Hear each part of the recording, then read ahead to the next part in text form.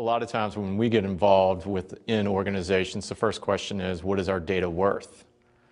And looking at that from a holistic standpoint, people just don't have the answers. If we take it a step further, a lot of things that we like to do is kind of have what I call like a top-down risk management approach. What kind of data are you capturing? Where is it being stored? And not only that, but what data are you giving to third parties that are out there?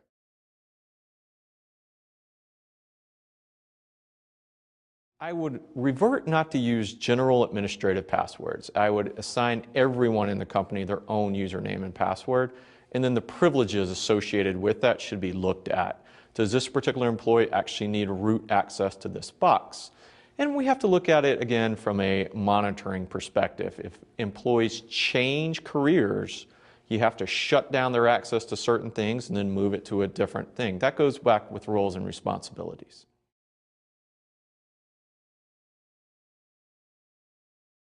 I was just involved with a case where someone downloaded a file that they didn't need, but they got access to it. And then they decided, they're like, oh, this is cool. I'm going to share it with all my friends that are out there.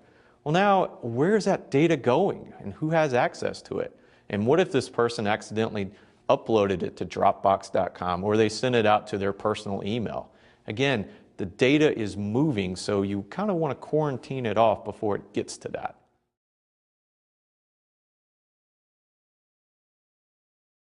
Well, I would look at it from two different layers: physical security and then information security. And let's talk about information security real quick.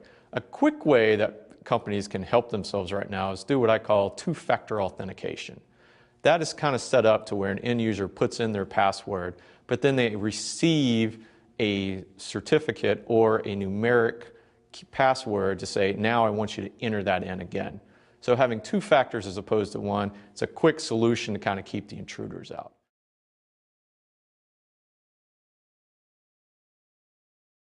Another quick solution would be what I would call DLP.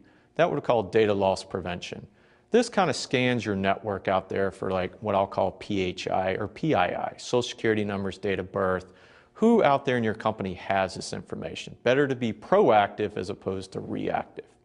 And then physical security, we'll look at that. It's key cards, it's who's going to get into your building, it's access to your networks that are out there. Everything needs to be looked at from a holistic approach when you're going to address that.